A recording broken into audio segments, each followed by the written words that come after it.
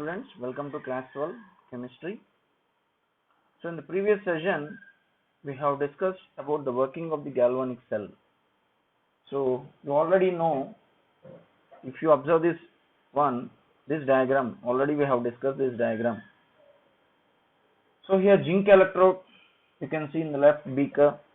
So zinc electrode at which here oxidation takes place, it acts as anode. So copper electrode at which reduction takes place, it acts as cathode. See here, electrons are produced at the zinc electrode. You know, this electrode is rich in electrons and pushes the electrons into the external circuit, and hence it is designated as negative pole. This left side beaker is considered as negative pole. So other electrode, you know that copper electrode, it is in the need of electrons for reduction of Cu2 plus ions into Cu. That is electron deficient in electrons. This electrode, copper electrode, is electron deficient in electrons and pulls the electrons from the external circuit. Therefore, it acts as a positive pole. So zinc electrode acts as negative pole. Zinc rod dipped in zinc sulfate solution, it acts as a negative pole. Copper rod dipped in copper sulfate solution acts as positive pole. So left side one is an anode and right side one is a cathode. You know already that electrons flow from negative pole to positive pole. Electrons always flow from negative pole to, that is from anode to cathode. Suppose you already know that flow of electrons will be in the opposite direction. Here the flow of current will be in the opposite direction to the flow of electrons. The flow of current in the circuit is always opposite in direction to that of the flow of electrons. So that point you can see, and you can observe the flow of current with the deflection observed in the galvanometer. Current you can see in the diagram. The flow of electrons will be always in opposite to the direction of flow of current. And you know, oxidation of zinc into zinc ions produces excess of zinc ions in the left beaker. So because of oxidation, Zn turns into Zn2+. So excess of Zn2+ ions are left in the beaker. Similarly, reduction of copper ions, Cu2+ into Cu. So during that process, excess sulfate ions are left in the right side beaker.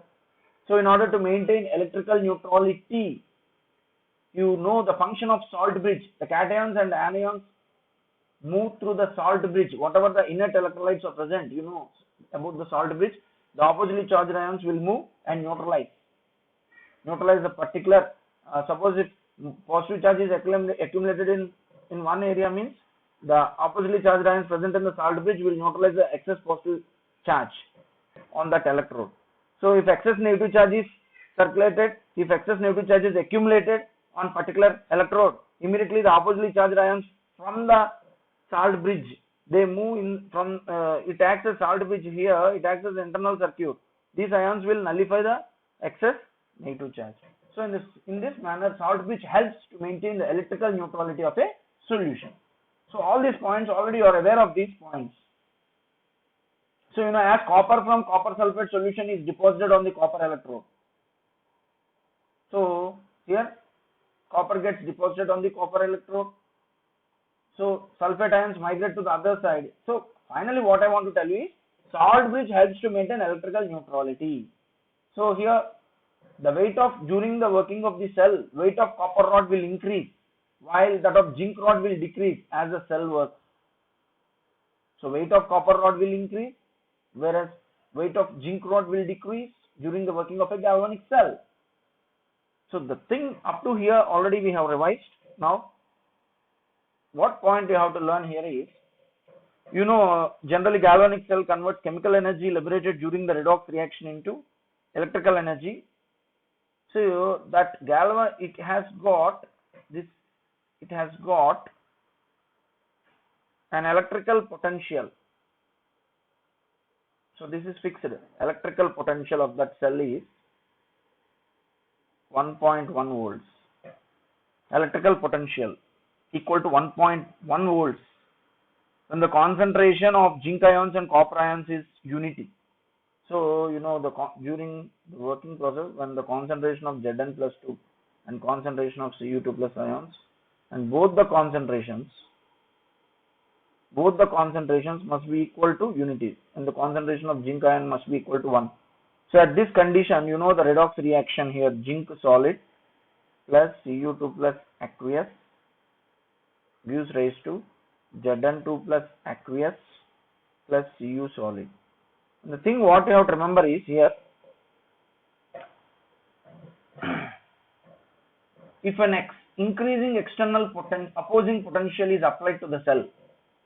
So if an increasing external opposing potential is applied to the cell, what happens here? If an increasing external opposing potential is applied to the cell, what happens?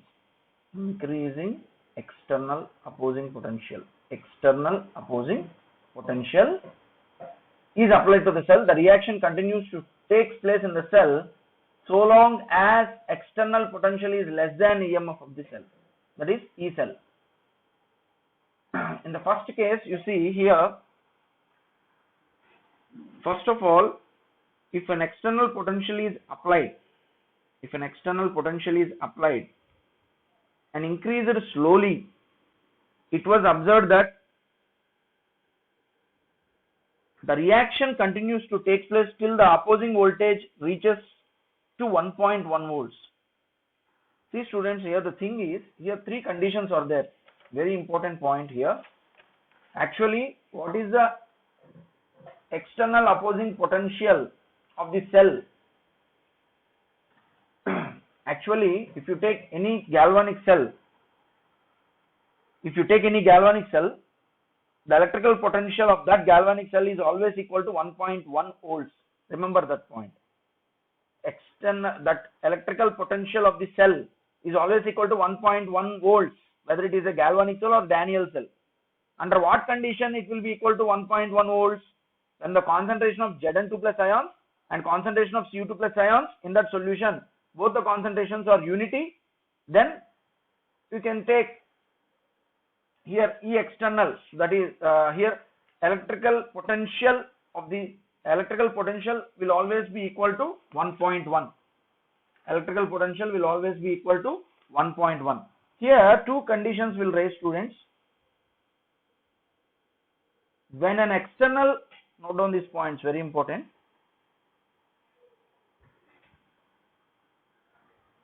When an external voltage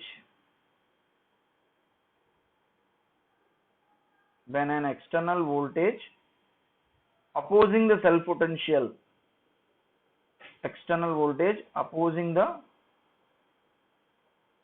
cell potential is applied. So here three cases I will tell you. First condition, if an external opposing potential is applied in the galvanic cell, that is E external. If an external opposing potential is applied in the galvanic cell, that is E external less than 1.1 volts. If an external opposing potential is applied in the galvanic cell, condition is E external is less than 1.1. What happens? What you are going to observe if an external opposing potential is less than 1.1 volts? Electrons flow from anode to cathode. Electrons flow from anode to cathode. So in that diagram, electrons flow from zinc rod to copper rod. Electrons flow from zinc rod to copper rod. And what you are going to observe here, zinc dissolves at anode and copper deposits at cathode. So very, very important. Simply I have given.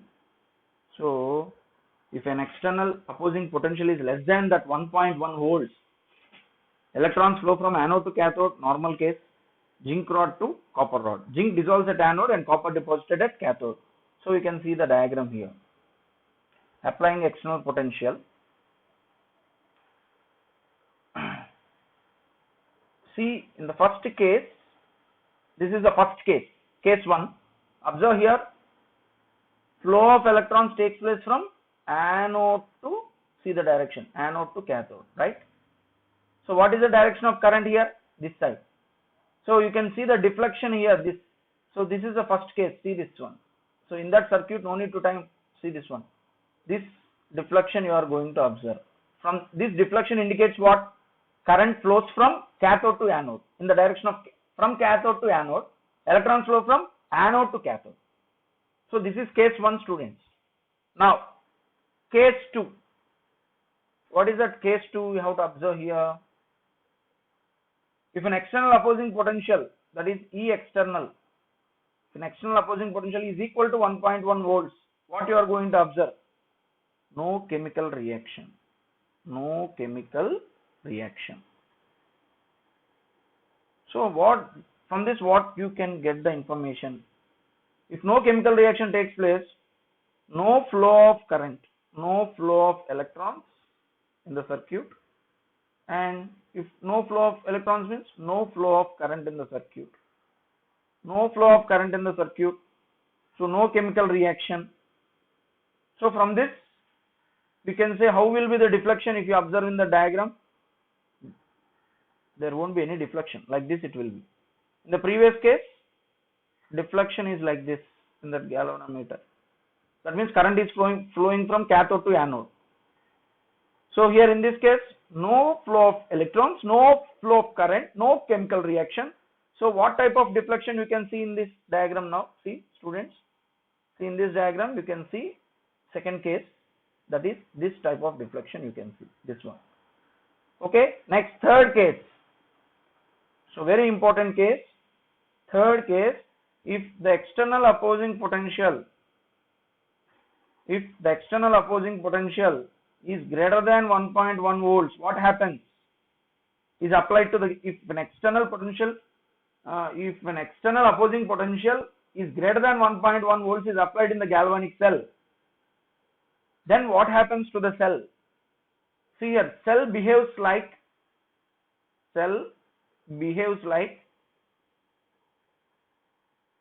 electrolytic cell. This is very, very important point. It functions like an electrolytic cell, not as an electrochemical cell. It behaves like an electrolytic cell. So during this process, what happens here? What key points you will observe? Electrons flow from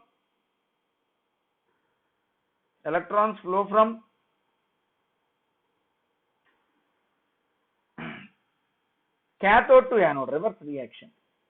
Cathode to anode. Cathode to anode means here copper rod to zinc rod. Copper rod to zinc rod, right? So that is a flow of electrons, and zinc is deposited at zinc electrode, and copper dissolves at copper electrode. So quite opposite reaction takes place. Zinc is deposited at zinc electrode, copper dissolves at copper electrode.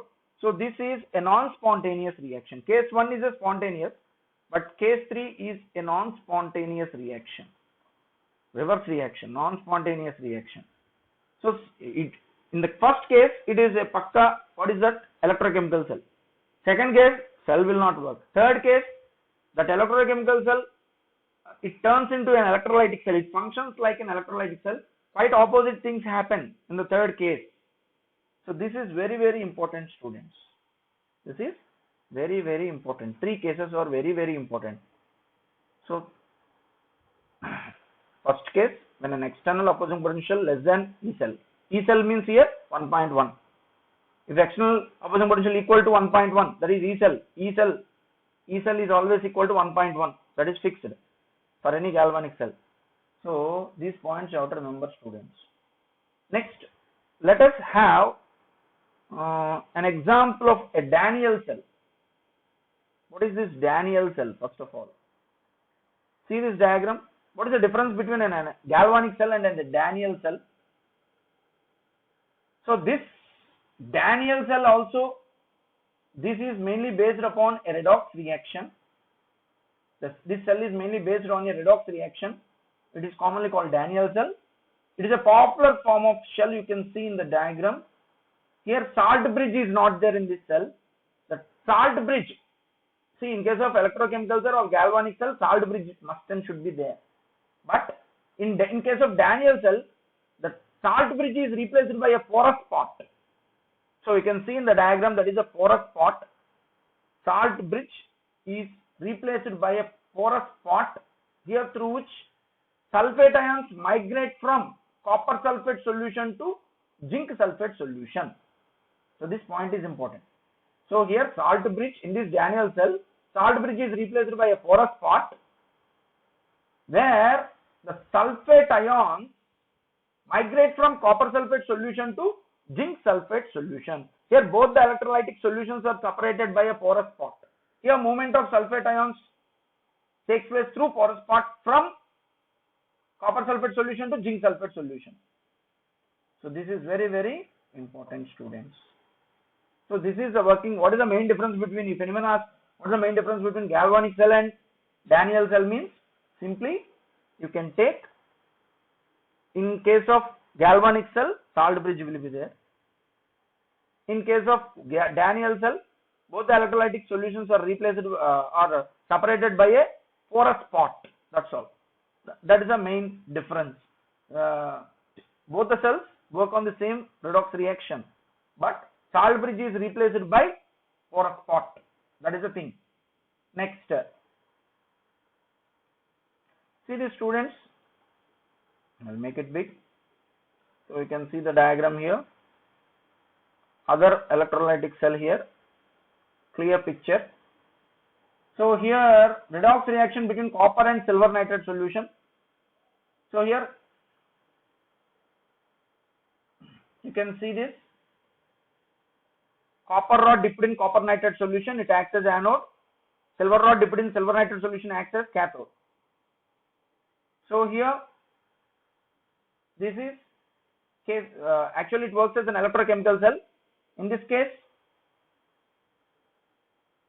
this is that is external opposing potential is less than 1.1. So electrons flow from anode to cathode. So here you can see what is the anode. Copper rod acts as anode. Here silver rod acts as cathode. Electrons flow from copper rod to silver rod, right? Electrons flow of electrons will be from copper rod to flow of electrons is from anode to cathode. So here copper dissolves at anode. Here copper dissolves at anode, whereas silver deposits at cathode. Copper dissolves at anode, silver deposits at cathode. These points are important. So it works as an electrochemical cell. So you can see the conventional flow of current is from silver to copper. Here also salt bridge, it helps in maintaining the electrical neutrality. See, actually at copper electrode, excess copper ions or excess positive charge is accumulated at anode. In order to neutralize that excess positive charge at anode, nitrate ions, see these nitrate ions which move from in salt bridge, and these nitrate ions nullify the excess positive charge accumulated at anode. At the same time, excess negative charge, that is nitrate ion, here excess negative charge is accumulated at cathode. In order to nullify the excess negative charge, so potassium ions from salt bridge, they move in this direction and they help to nullify they help to neutralize the charge. So in this manner, salt bridge helps in the maintaining of electrical neutrality in the cell. Okay, students, this is very, very important. Next,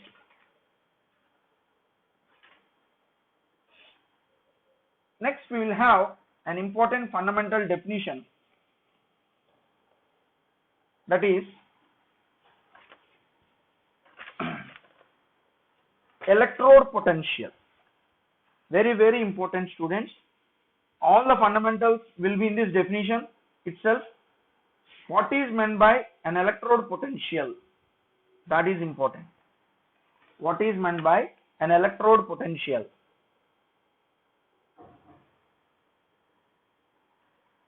See, if you want to define this electrode potential, consider a metal rod capital M. Consider a metal rod, capital M, placed in contact with its own salt solution. So now you take a beaker, you take one rod, any metal rod, and that must be dipped in its aqueous salt solution. Suppose zinc rod, if you take, dip that one in zinc sulfate solution. So any metal rod, you have to dip in its aqueous salt solution. Then what you are going to observe here,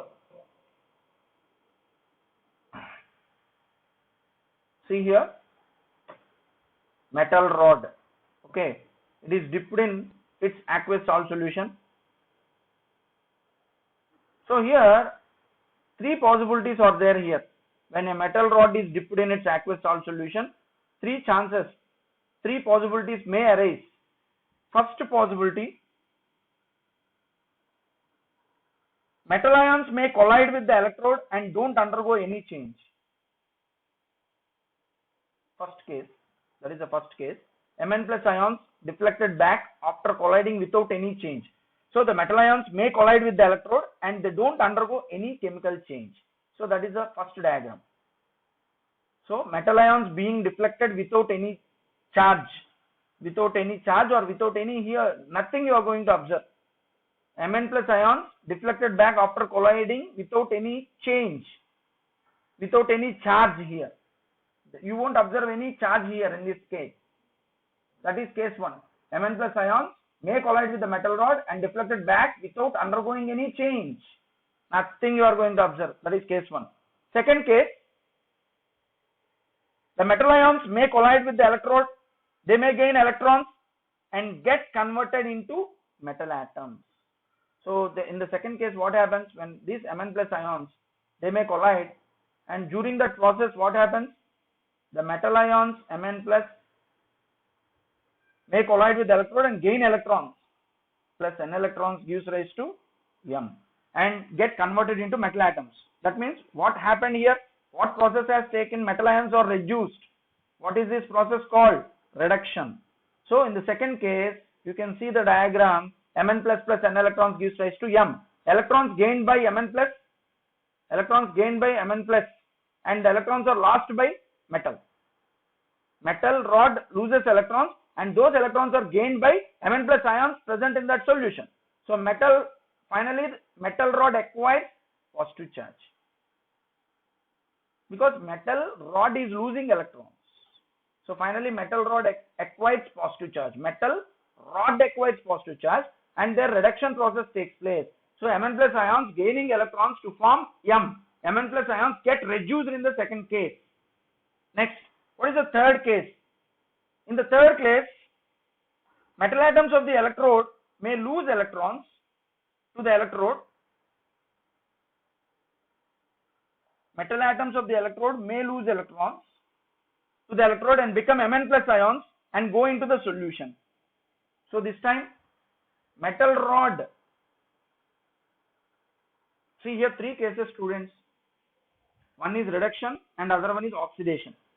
Metal rod loses electrons. In the next case, metal rod loses electrons. Electrons lost by M accumulate on the metal rod. So it acquires negative charge.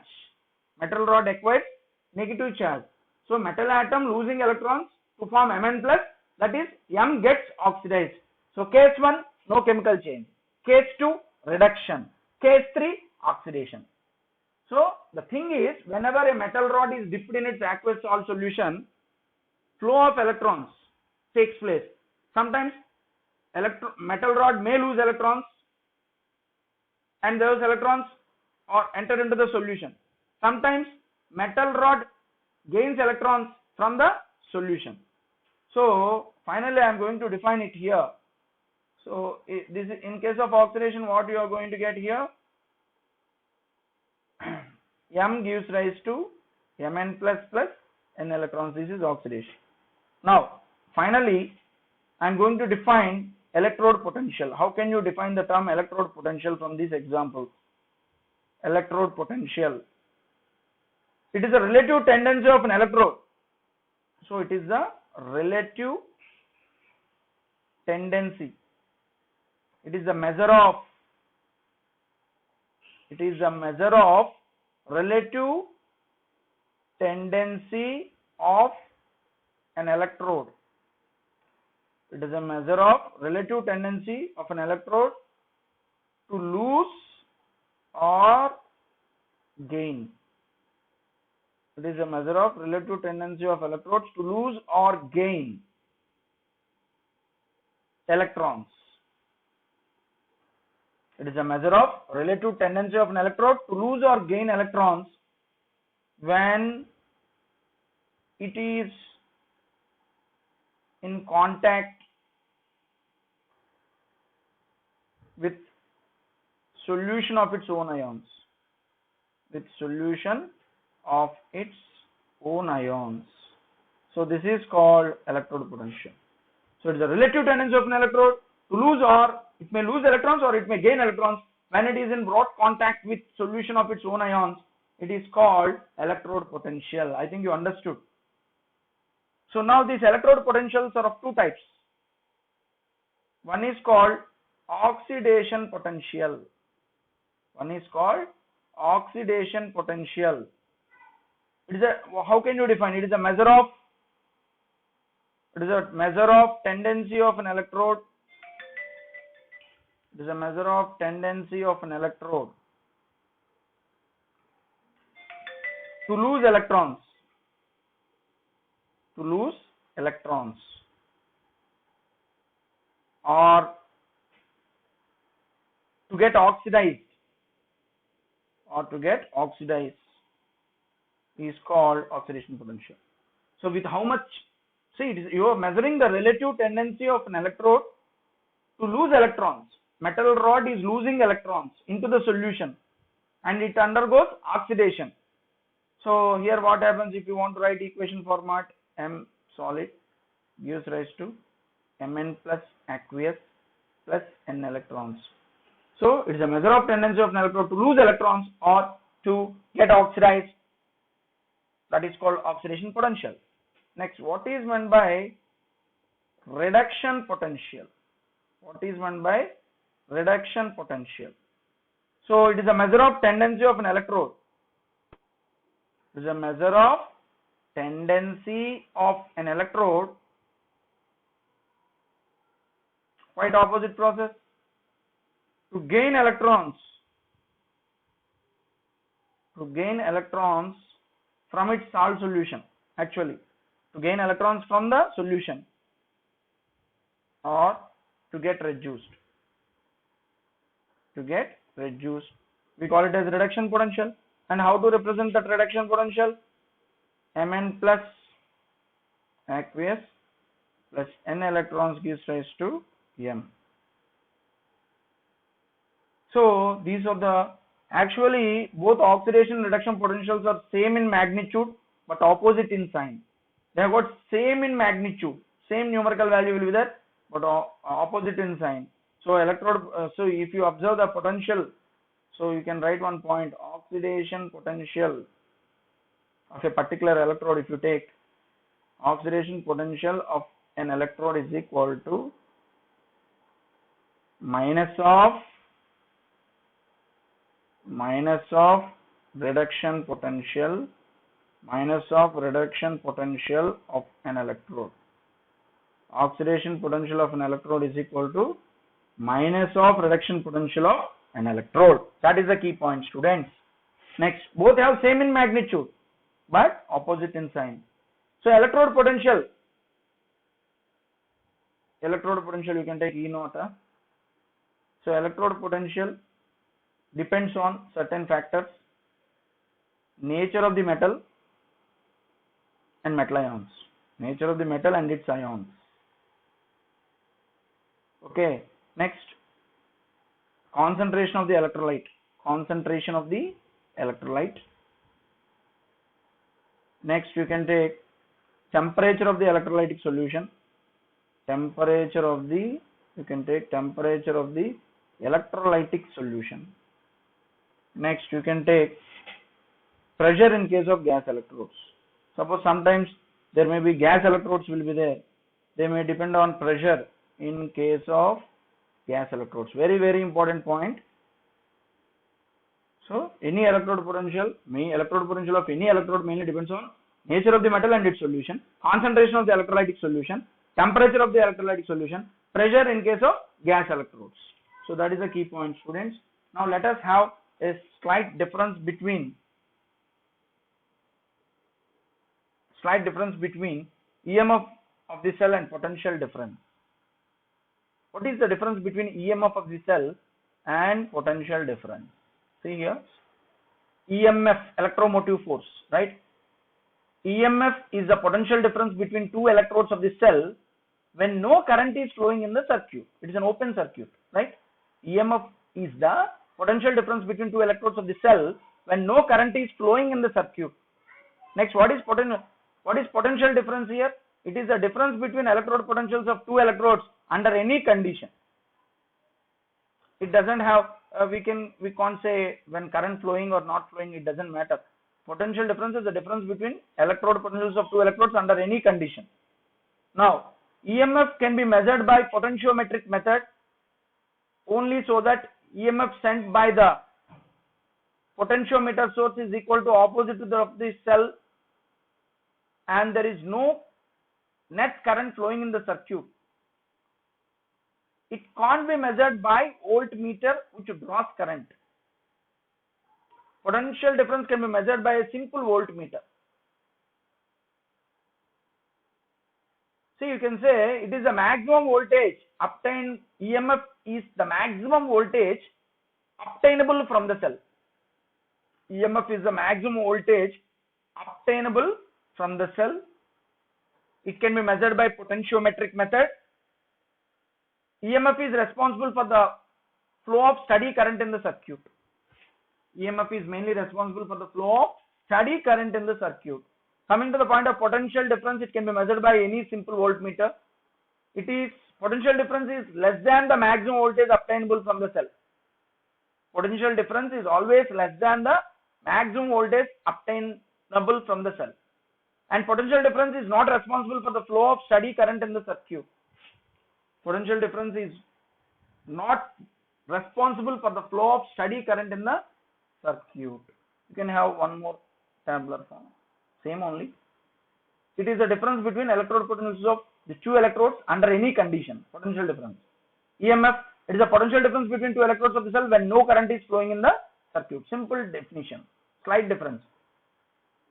It is less than the maximum voltage obtainable from the cell. So that is potential difference. EMF, it is the maximum voltage obtainable from the cell. It is measured by simple voltmeter. It is measured by potentiometric method only.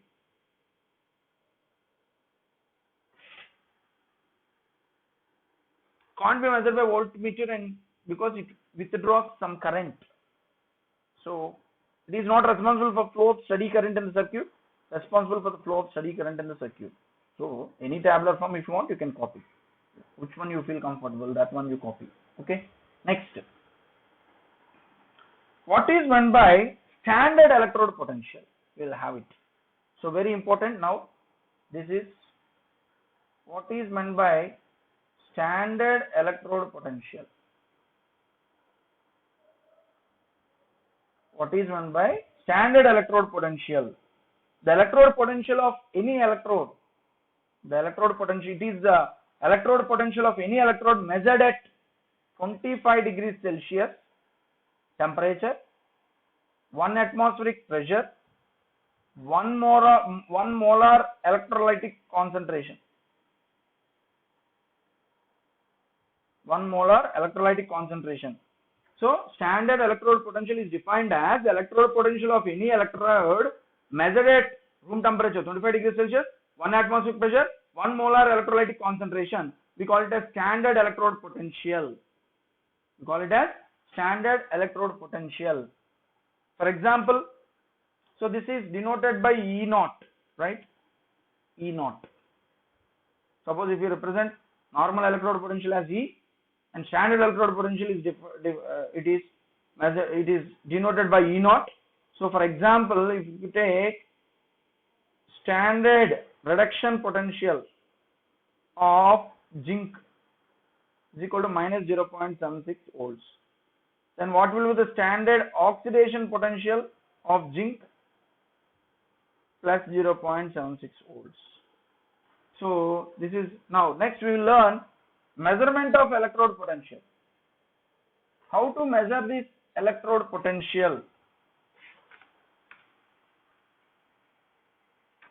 How to measure this electrode potential? Generally, regarding this measurement of electrode potential,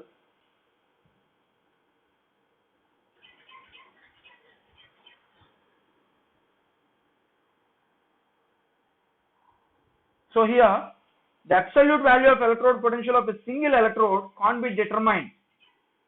So exact absolute value of electrode potential of a single electrode can't be determined. Simply if you take zinc rod dipped in zinc sulfate solution, you can't determine the electrode potential of single electrode, because during a redox reaction both oxidation and reduction takes place simultaneously. So compulsory oxidation of reaction or reduction of reaction, they can't take place alone. They can't take place alone. It can be measured by using some reference electrode, and this reference electrode we call it as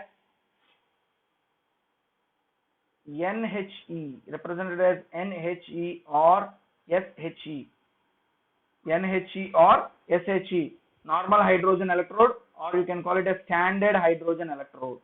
She, both are same.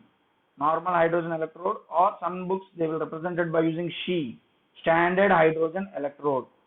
So if you want to calculate the electrode potential of any cell, you have to take the help of any one of the reference electrodes, that is She, standard hydrogen electrode, or normal hydrogen electrode. Normal hydrogen electrode. So let us have that one. See students, this is the hydrogen electrode, She, standard hydrogen electrode. So in She, hydrogen gas at 1 bar pressure, hydrogen gas at 1 bar pressure, you can see the diagram. Hydrogen gas at 1 bar pressure is passed into 1 molar HCl solution, 1 molar HCl solution at 298 Kelvin temperature, in which platinum foil remains immersed. Platinum foil remains immersed. So if you observe the standard hydrogen electrode, here platinum electrode we will take. Hydrogen gas at 1 bar pressure is passed into 1 molar HCl at 298 Kelvin, in which platinum foil remains immersed. It simply acts as inert electrode. This acts as an inert electrode through which inflow or outflow of electrons takes place. So it is an inert electrode where inflow or outflow of electrons takes place. That is very, very important point. So here, when SHE acts as anode, suppose it has got two roles to play here. When SHE acts as anode, so you already know at anode what happens? Oxidation takes place. So what will be the cell reaction here? H2 gives rise to 2H++, 2 electrons. This is the reaction takes place at anode. So here hydrogen gas, whatever the hydrogen gas that is passed, hydrogen gas changes into H+ ions which go into the solution. Hydrogen gas changes into H+ ions which go into the solution. So here she acts as anode. Next, suppose when she acts as cathode, so at cathode what happens students? Reduction takes place. So here 2H+ plus 2 electrons gives rise to H2 gas. So in this case H+ ions from the solution changes into hydrogen gas. So H+ ions from the solution changes to hydrogen gas. So that's why both the equations I am using H2 gas. Here compulsory platinum electrode will be used here. So it turns into 2H plus aqueous plus 2 electrons. So this is a standard hydrogen electrode. This is taken as a reference electrode. This is taken as reference electrode, and actually this electrode is usually represented by taking platinum like this, H2 gas, vertical line, H plus, you have to show like this, and its concentration must be mentioned in brackets.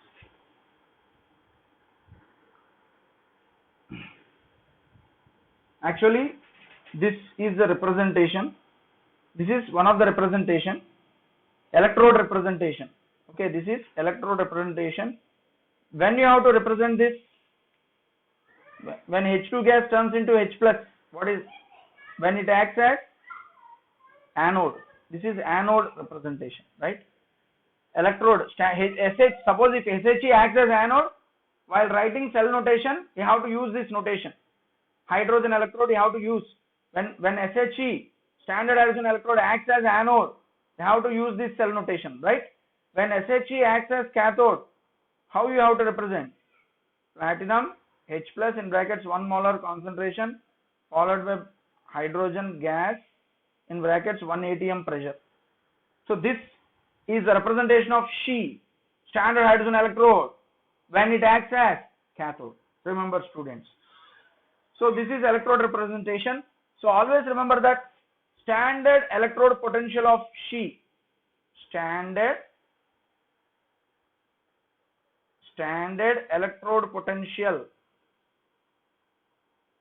of She is always taken as 0. Is always taken as 0. Okay, at 298 Kelvin temperature. That is important. Standard hydrogen electrode potential is always taken as 0. It is a reference electrode. With respect to this, we can easily calculate. See, suppose if I want to calculate the electrode potential of zinc, I have to connect the zinc electrode potential to hydrogen electrode potential. When both are connected, then it acts as an electrochemical cell. So we can easily calculate the electrode potential of other one. So here I will give one formula. EMF of the cell, electrode potential, EMF of the cell is equal to, you have to take oxidation potential plus reduction potential of the particular electrode. So very important formula students. EMF of the cell is equal to oxidation potential plus reduction potential. So by taking She as a reference electrode, we can determine the standard electrode potential of any electrode. So now let us determine standard electrode potential of zinc. So here, for this purpose, now we'll take one diagram here, quick diagram. Okay, come on, quick. So this is a electrode, you can see students. Now what I did, now I am going to determine the standard electrode potential of zinc. I don't know what is the electrode potential of zinc. So here for this purpose, first of all, this zinc rod dipped in zinc sulfate solution, it is taken as anode, and here this hydrogen, this is a representation of hydrogen electrode. Already you know, a platinum wire. So you can see this platinum foil is dipped in this 1 molar HCl solution, and hydrogen gas is passed through this. 1 bar pressure is maintained. So this is She. So here She. Okay. Whenever I connect zinc electrode to hydrogen electrode, so by observing the direction of flow of electrons as well as current, so here I don't know whether zinc rod acts as anode or not before starting of the experiment. I don't know whether She acts as anode or cathode before starting of the experiment. Just 2 beakers I will take and connect. Now after connection, I am going to observe the deflection in the voltmeter. So here the deflection, voltmeter deflection is on the left side. That means current, see, always remember that flow of electrons takes place from anode to cathode. So here flow of electrons takes place from zinc rod to this one, hydrogen electrode.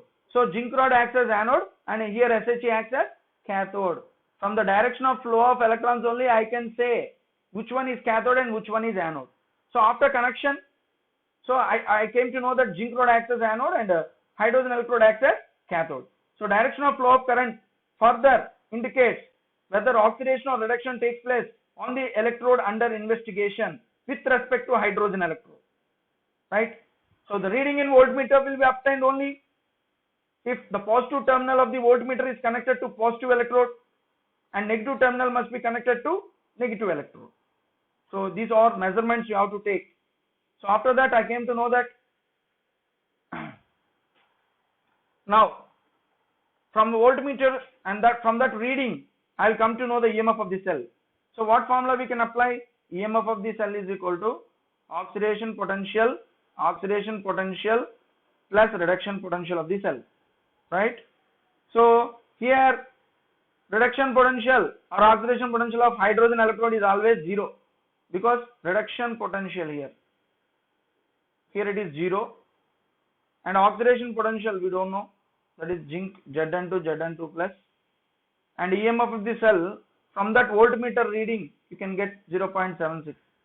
From this I came to know electrode potential of zinc electrode is 0.76.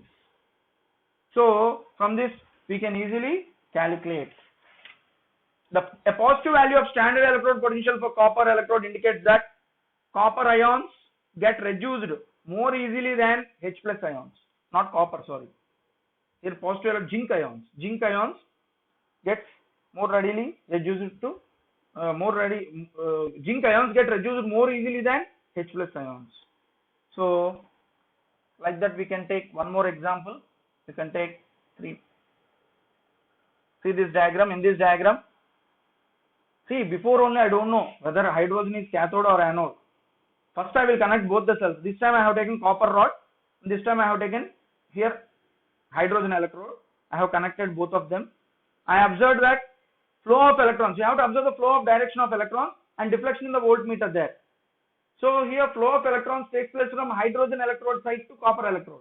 From this I came to know that hydrogen acts as anode and copper rod acts as cathode. Right, students? So like this I will connect it and apply the formula E cathode plus E anode formula. So we can apply the same formula and finally, so here we can apply the formula here. Electrode potential, that is same manner you can take. Here copper acts as anode, this one acts as cathode, and finally from this we can write one point. So first previously I am going to represent the electrode representation. I forgot to represent it. 3.16. So in this electrode representation here, so anode zinc solid hyphen Zn2 plus, so we can take 1 molar solution, vertical line, and platinum. Here hydrogen electrode representation already I said for you, 1 molar double, and I have connected like this, H2 gas, 1 atm pressure, right? So here zinc rod acts as anode and here this one acts as cathode. Hydrogen electrode acts as cathode. This is the representation of electrode representation of SHE in case of cathode. Already I said before. Now the same thing we can do it for this time copper. So how to represent that one now? Electrode representation we can represent here.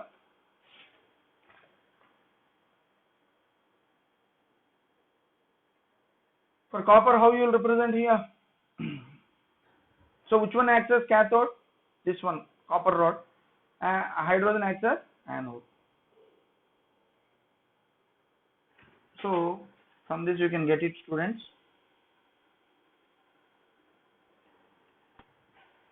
So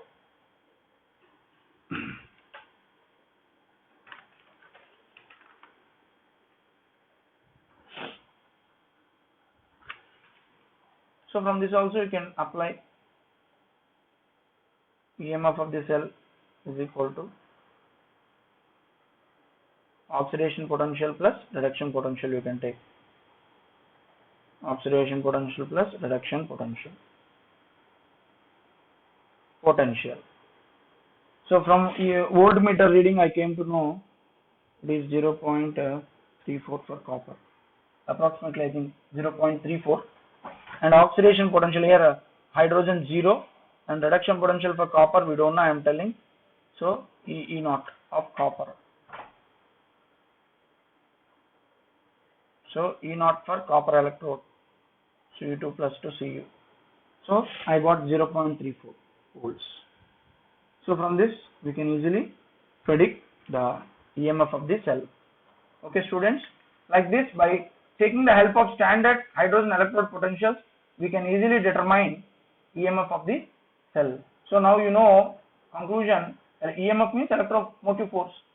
So the difference between electrode potentials of the two Hopf cells, be careful here, differences I already said for you. What is the difference between EMF of the cell and potential difference? Okay, now I will give one formula. See, these formulas you have to remember. E naught, standard EMF of the cell is equal to standard oxidation potential of reaction plus standard reduction potential of reduction of reaction. Next, or you can write standard reduction potential of RHS. So here E cathode minus E anode, you can write like this. So this is one formula students, this is one formula, and other formula what you have to do, standard EMF of the cell, E naught cell is equal to, what is the formula? E naught cathode minus E naught anode. E naught cathode minus E naught anode. In terms of only reduction potential, standard reduction potential of RHS electrode. RHS means right hand side electrode means cathode. E naught cathode. So standard reduction potential of cathode minus standard reduction potential of anode. That is the formula. So this formula, what is E naught cathode here? Standard reduction potential of cathode at cathode, and here standard reduction potential at anode. So in terms of reduction potentials you can use this formula.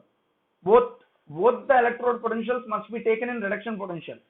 E naught standard EMF of the cell is equal to standard reduction potential at cathode minus standard reduction potential at anode. Or you can use like this. And one more formula. What is the other formula? Oxidation potential of any electrode is equal to minus of reduction potential of the same electrode. Both have same in magnitude but opposite in direction. So already you know these points. So these formulas you have to remember, students. Thank you for listening. Thank you.